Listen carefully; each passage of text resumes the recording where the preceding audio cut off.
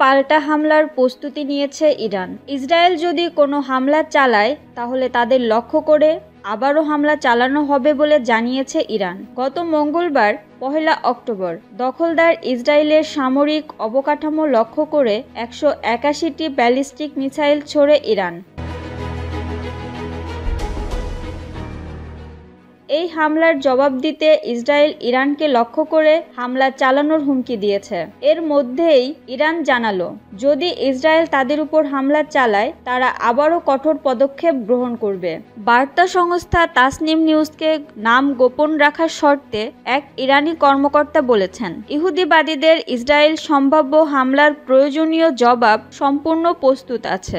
যদি ইসরায়েল হামলা চালায়, কোনো সন্দেহ নেই ইরান পাল্টা হামলা চালাবে। তিনি আরও বলেছেন, ইরানের কাছে ইসরায়েলি টার্গেটের তালিকা আছে। গত মঙ্গলবার আমরা যে হামলা চালিয়েছি সেটিতে দেখা গেছে আমরা চাইলে সেখানে পৌঁছাতে পারি। এদিকে ইসরায়েলি সংবাদ মাধ্যম দাবি করা হয়েছে, মিসাইল হামলার জবাব দিতে ইরানে ব্যাপক ও বড় হামলা চালানোর প্রস্তুত নিচ্ছে দখলদার ইসরায়েল সেনাবাহিনী।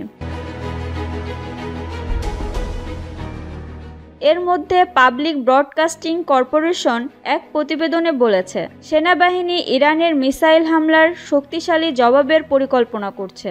যদিও তাদের মিসাইল আমাদের বড় কোনো ক্ষতি করেনি, কিন্তু এই হামলার জবাব অবশ্যই দিতে হবে। প্রতিবেদনে আরও বলা হয়েছে, ইরানের বিরুদ্ধে হামলায় যুক্তরাষ্ট্র সহ অন্যান্য দেশগুলোর সহায়তা পাওয়ার চেষ্টা করেছে ইসরায়েল। আলাদা প্রতিবেদনে হিব্রু ভাষার সংবাদ মাধ্যম হারেটস জানিয়েছে, ইসরায়েল ইরানের বিরুদ্ধে হামলায় যে পরিকল্পনা সাজাচ্ছে সেখানে ইরানের পাল্টা জবাবের বিষয়টিও মাথায় রাখা হচ্ছে।